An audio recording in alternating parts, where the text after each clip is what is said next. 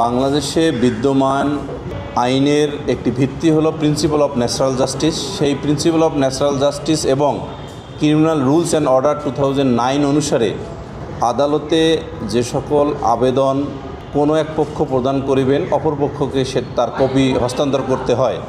আমরা গত 3টি ধার্য তারিখে প্রসিকিউশন পক্ষে সময়ের আবেদন দিয়েছেন সাক্ষী উপস্থাপনের জন্য।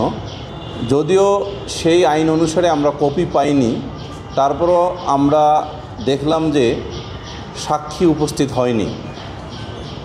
ডেফিনেটলি প্রসিকিউশনের দায়িত্ব হলো প্রসিকিউশনের মামলায় যে চার্জ গঠন হয় কোনো ব্যক্তি বা আসামির বিরুদ্ধে, সেই চার্জ প্রমাণ করা, সেই প্রমাণের প্রসেস হলো সাক্ষী উপস্থাপন করা। তো সেই সাক্ষী যখন গত 3টি ধার্য তারিখে উপস্থিত হয়নি, টানা তৃতীয়বার অর্জন করেছে দেশের সেরা সুপার ব্র্যান্ড স্বীকৃতি বসুন্ধরা টিস্যু।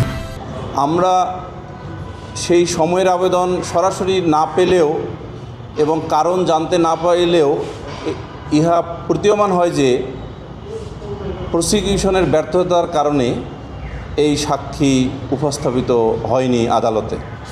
অথবা অন্য একটি কারণ হতে পারে, সেটা হলো যে আদালত হতে যে সমন বা নোটিশ সাক্ষীদেরকে প্রেরণ করা হয়েছে সেটাও হয়তো সঠিকভাবে কমিউনিকেটেড হয়েছে কি না আমরা জানি না। এটাও কিন্তু দায়িত্ব প্রসিকিউশনের, কারণ অ্যাজ এ হোল প্রসিকিউশনের দায়িত্বের প্রধান অংশ হলো চার্জ প্রমাণের জন্য সাক্ষী এবং সাক্ষ্য যে কোনো ট্রাইব্যুনালে উপস্থাপন করা। যেহেতু তারা গত 3টি ধার্য তারিখে উপস্থাপন করতে ব্যর্থ হয়েছেন, সেহেতু আমাদের আসলে বলার কিছু নাই, শুধু ওইটুকুই আমরা বলতে পারি যে this is the failure of the prosecution to produce the witnesses before the tribunal concern.